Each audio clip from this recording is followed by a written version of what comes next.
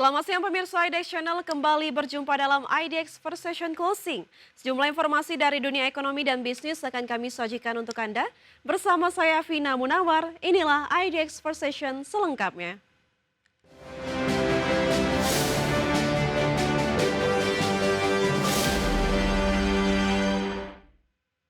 Kita ke informasi pertama pemirsa, kalangan Dewan Perwakilan Rakyat Daerah atau DPD RI mengkritik tajam kinerja Menteri Keuangan Sri Mulyani yang dinilai belum maksimal dalam mendukung pemerataan pembangunan di daerah. Kritik tersebut dilakukan usai alokasi transfer daerah, khususnya dana desa, tercatat turun 29% pada Pagu APBN 2026. Salah satu anggota DPD RI asal Bali menyebut bahwa kebijakan pemangkasan dana transfer daerah mengakibatkan pemerintah daerah semakin gencar membidik pajak dari rakyat kecil. Hal ini dianggap sebagai salah satu ekses negatif kebijakan pemerintah pusat yang abai pada kondisi masyarakat daerah. Seperti diketahui dalam rancangan anggaran pendapatan dan belanja negara 2026, TKD diketahui hanya 650 triliun rupiah, lebih rendah dari tahun ini sebesar 919,9 triliun rupiah. Diturunkannya dana transfer daerah ini memicu daerah-daerah untuk mengambil satu langkah-langkah strategis dalam upaya meningkatkan PAB daerah tersebut, sehingga seringkali harus mengambil langkah-langkah yang non-populis dengan cara satu upaya meningkatkan PAD daerah melalui pajak yang bersumber dari pajak. Dan ini sudah dirasakan sekali di Pulau Bali, apalagi kelihatan sekali pemerintah sudah sampai menyentuh pada perekonomian kaki lima. Ini salah satunya ada pedagang kelontong, pedagang nasi jinggo yang sudah didatangi oleh Dinas Pajak dalam kaitan menyikapi. Menteri Keuangan Sri Mulyani Indrawati berkilah, anggaran dana desa pada 2026 tidak mengalami penurunan. Meski secara nominal anggaran dana desa tahun depan hanya sekitar 60 triliun rupiah atau turun dari alokasi 2025 yang mencapai 71 triliun rupiah. Menteri Keuangan Sri Mulyani Indrawati berkilah anggaran dana desa pada 2026 tidak mengalami penurunan, melainkan meningkat jika digabung dengan program pembangunan koperasi Desa Merah Putih. Meski secara nominal anggaran dana desa tahun depan hanya sekitar 60 triliun rupiah atau turun dari alokasi 2025 yang mencapai 71 triliun rupiah. Namun Menkyu mengklaim program tersebut haruslah diartikan sebagai program bersama untuk membangun ekonomi daerah. DPD juga bisa menjelaskan kepada masing-masing kepala daerah dan sampai kepada desa bahwa koperasi Desa Merah Putih itu jangan dianggap itu proyeknya pusat. Itu adalah kegiatan ekonomi di desa.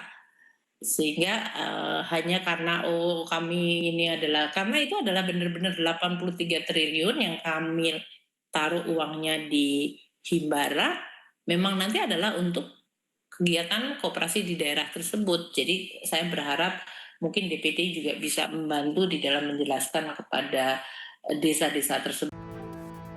Seperti diketahui, hak fiskal daerah terbukti menurun tajam akibat pemenuhan program populis pemerintah pusat. Tercatat total alokasi program pengembangan ekonomi daerah di 2026 mencapai 181,8 triliun yang terdiri atas 60,6 triliun dana desa dan 83 triliun dana penempatan di Himbara untuk pinjaman koperasi Merah Putih berbunga rendah. Jakarta, Harjo Patmo, IDX Channel. Pemirsa, pemerintah akan fokus menstabilkan harga beras di 214 kabupaten kota yang naik secara di atas harga eceran tertinggi. Langkah mengguyur pasar dengan beras SPHP diakui efektif menekan harga beras di sejumlah daerah.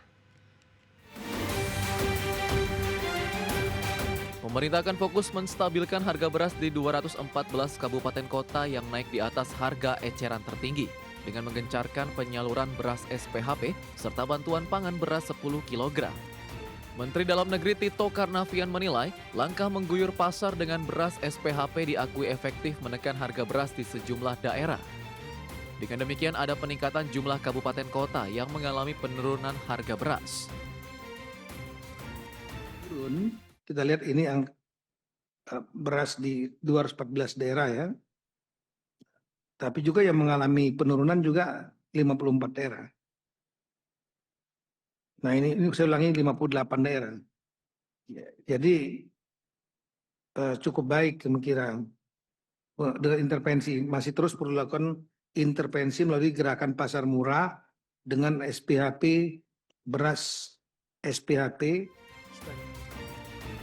Berdasarkan data BPS pada pekan keempat Agustus 2025, harga rata-rata beras medium tertinggi di zona 1 terjadi Kabupaten Wakatobi yang mencapai Rp17.765 per liter, zona 2 Kabupaten Mahakam Ulu yang mencapai Rp19.900 per liter, dan zona 3 harga beras medium tertinggi terjadi di Kabupaten Intan Jaya sebesar Rp50.000 per liter.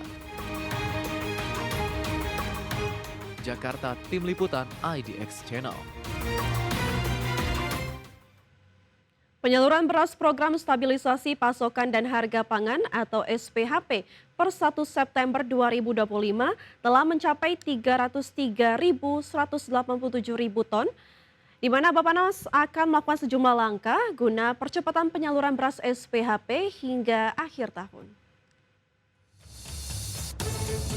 Badan Pangan Nasional melaporkan hingga 1 September 2025, penyaluran beras Program Stabilisasi Pasokan dan Harga Pangan atau SPHP telah mencapai 303.187.000 ton atau setara 20,21% dari target. Direktur Kewaspadaan Pangan dan Gizi Bappenas Nita Yulianis mengatakan, Bappenas akan melakukan sejumlah langkah guna percepatan penyaluran beras SPHP. Mulai dari memperbanyak toko penyaluran beras SPHP, memasifkan gerakan pasar murah, mempercepat proses verifikasi mitra penyalur beras SPHP, pendampingan dan sosialisasi kepada mitra penyalur beras SPHP.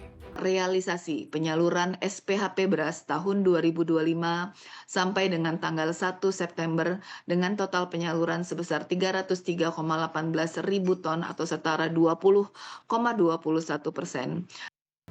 Pemerintah menargetkan penyaluran beras SPHP sebanyak 1,3 juta ton hingga Desember 2024. Perum Bulog mendapatkan tugas untuk mendistribusikan beras SPHP dengan target 7.000 ton per hari. Jakarta, Tim Liputan IDX Channel. Kementerian Koordinator Bidang Pangan menekankan pentingnya percepatan percetakan lahan hingga sawah baru guna dapat mendukung program makan bergizi gratis. Pemerintah pun tengah menyiapkan langkah perbaikan di sektor unggas seperti ayam dan telur guna meningkatkan produktivitas dalam waktu cepat. Guna dapat mendukung program makan bergizi gratis, Kementerian Koordinator Bidang Pangan menekankan pentingnya percepatan percetakan sawah baru. Pasalnya menurut Menko Bidang Pangan Zulkifli Hasan memandang, program makan bergizi gratis akan menyasar 80 juta orang, sehingga diperlukan percepatan lahan-lahan baru seperti sawah, agar nanti hasilnya dapat mencukupi kebutuhan akan pangan seperti padi dan juga jagung. Selain percepatan lahan baru, pemerintah pun tengah menyiapkan langkah perbaikan di sektor unggas seperti ayam dan telur, guna meningkatkan produktivitas dalam waktu cepat. Gizi. Nah, makan bergizi itu kan kalau 80 juta itu perlu berasnya banyak sekali. Oleh karena itu perlu percepatan lahan-lahan yang baru agar produksi kita baik itu pangan dalam arti karbohidrat seperti padi dan jagung dipercepat, ditambah juga protein. Protein itu ya ayam, telur ya, kemudian daging, hortikultura dan yang lain. Jadi kita Zulkifli memastikan pihaknya telah menerima arahan dari pemerintah melalui instruksi Presiden atau Inpres nomor 14 tahun 2025 dan keputusan Presiden atau Kepres nomor 18 tahun 2025 terkait percepatan swasembada pangan, energi, dan air. Sehingga arahan ini harus dilakukan secara cepat dan menyeluruh. Jakarta, Rikian Wardi, IDX Channel. Pemirsa, kami akan kembali usai jeda berikut ini. Tetaplah bersama kami di IDX for Session Closing.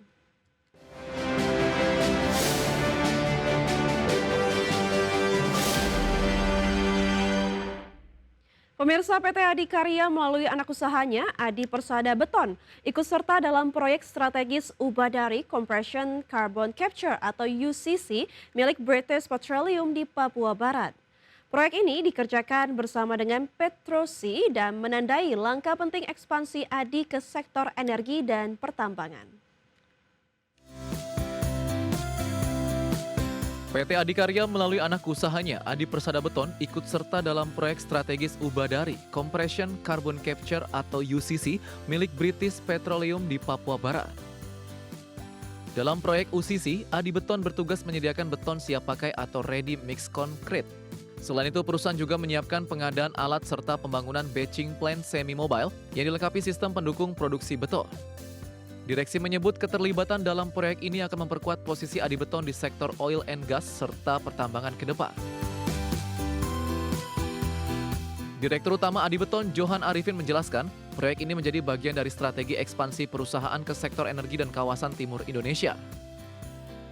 Ia menekankan bekerja sama dengan BP dan Petrosi membutuhkan standar tinggi, sehingga keberhasilan proyek ini akan membuka peluang lebih besar bagi Adi. Langkah ini juga dipandang sebagai momentum untuk memperluas penetrasi di wilayah dengan potensi pertumbuhan tinggi. Meski begitu, hingga Juli 2025, Adi baru membukukan kontrak baru senilai 3,8 triliun rupiah atau turun 68% dibandingkan tahun lalu.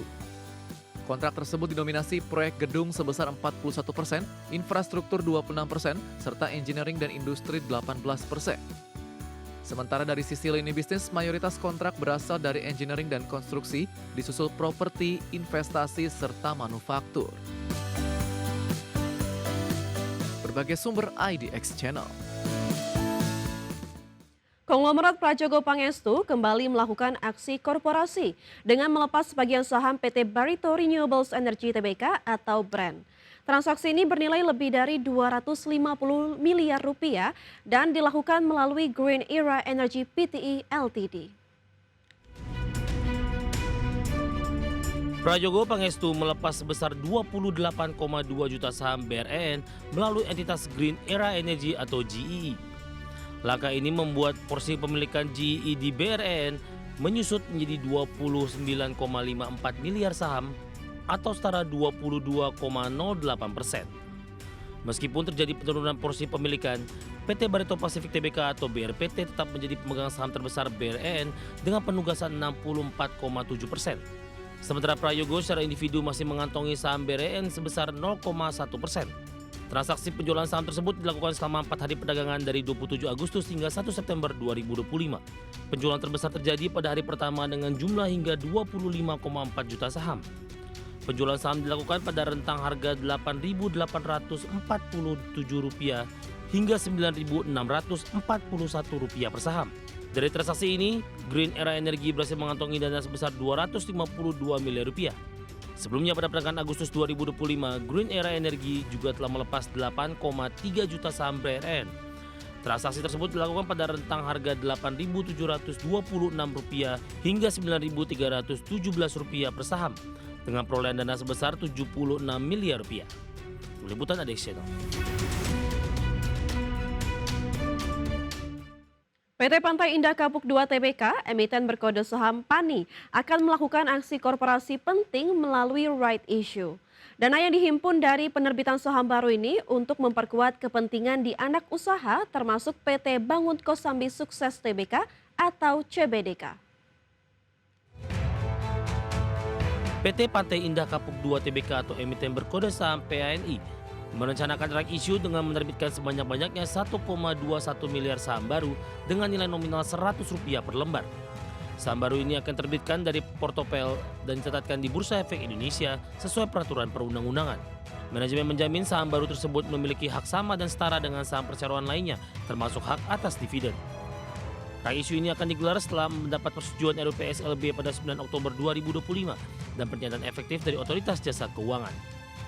Dana hasil right issue akan digunakan untuk menambah penyertaan saham pada anak usaha CBDK hingga 44,1% dari modal ditempatkan dan disetor.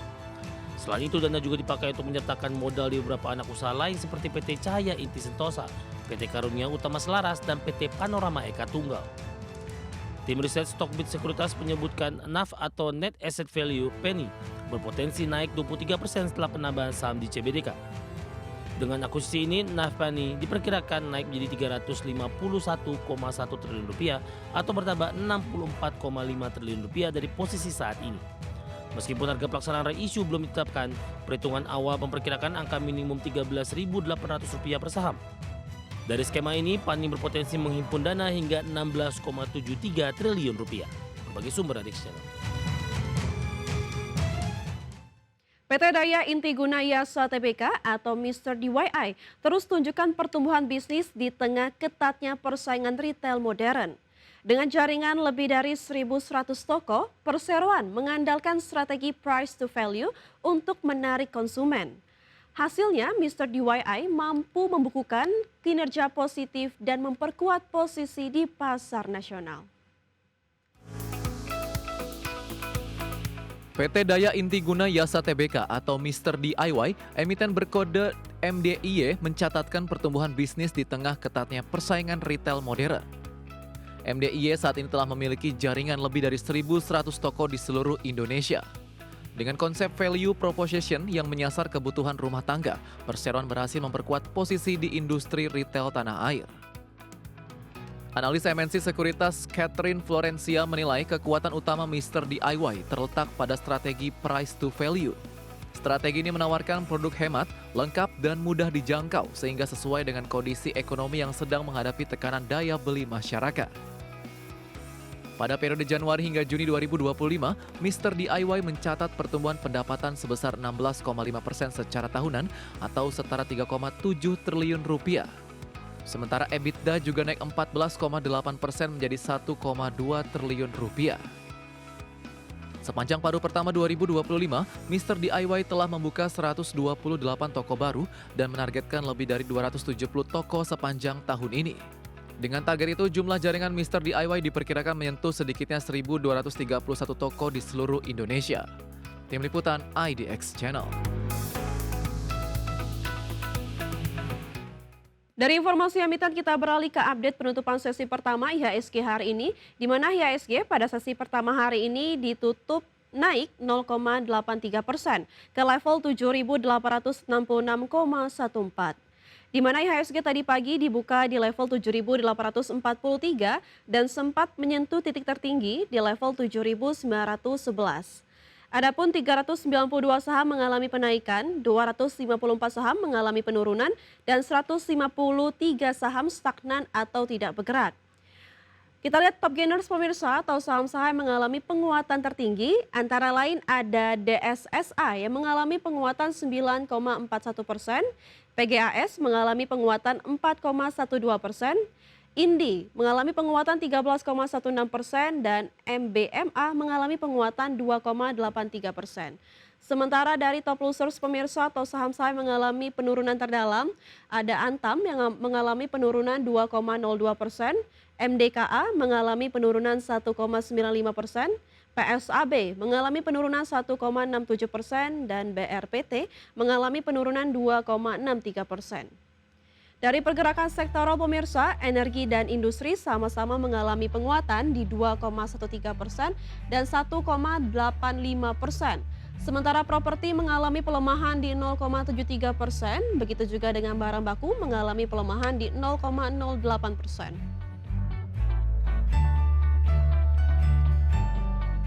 Pemirsa, kami akan kembali usai jeda berikut ini. Tetaplah bersama kami di IDX for Session Closing.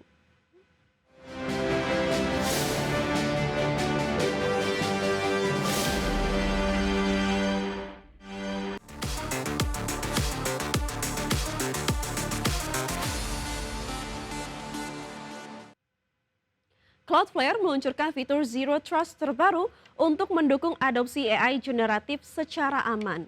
Inovasi ini memberikan kontrol penuh bagi perusahaan untuk mengelola penggunaan AI di berbagai divisi. Melalui teknologi baru, Cloudflare bertekad mempercepat inovasi tanpa mengorbankan keamanan data.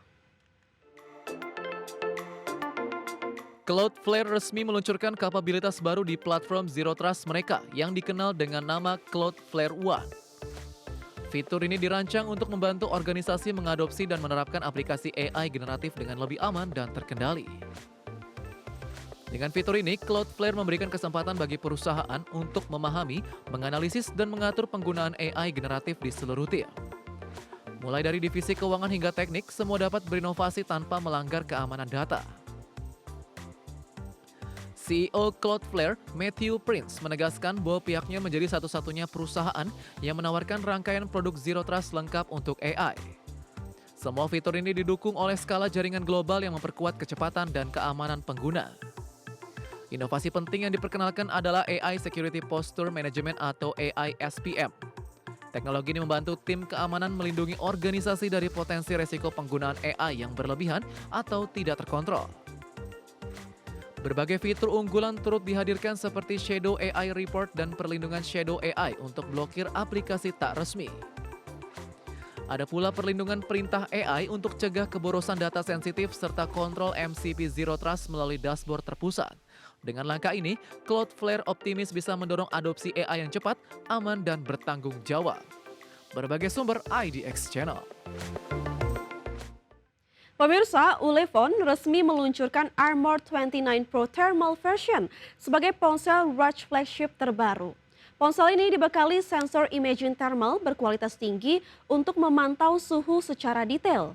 Dengan daya tahan ekstrim dan fitur canggih, Armor 29 Pro Thermal version siap jadi andalan di kondisi lapangan berat.